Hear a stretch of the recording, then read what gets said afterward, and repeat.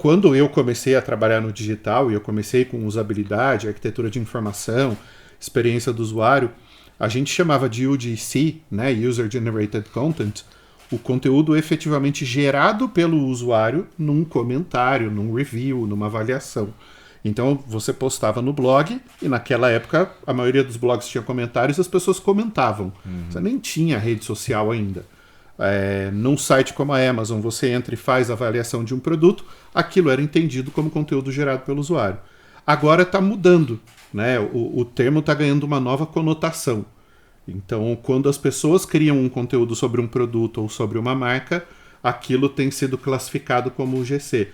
Aí vou puxar o gancho do que você acabou de falar. Poxa, você tem os detratores ali na linguagem do NPS, né? Você tem 20 caras reclamando e você está priorizando eles.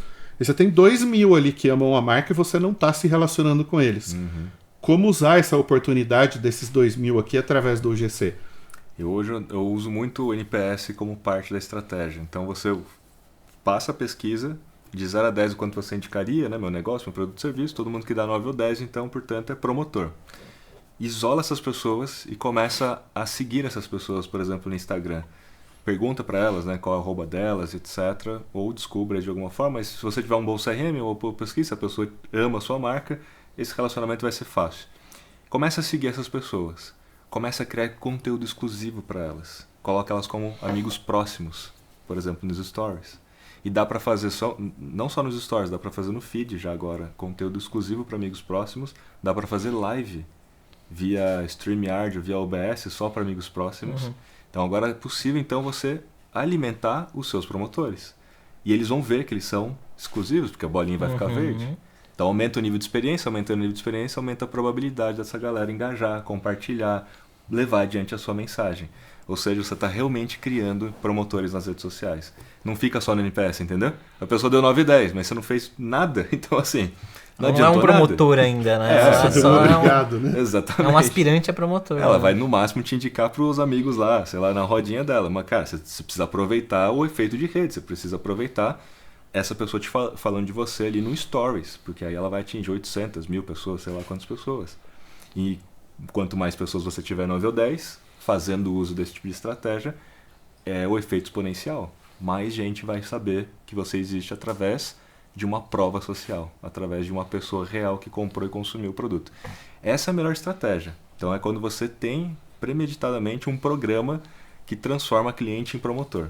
Então tem que ter conteúdo para essa galera. Você pode ter um programa de fato que ensine, inclusive, os 9 ou 10 a criar conteúdo.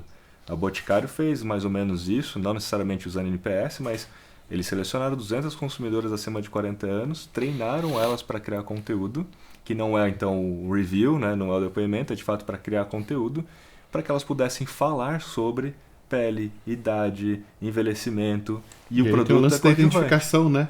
A mulher de 40 criando para mulher de 40, a mulher de Exatamente. 50 para mulher de 50.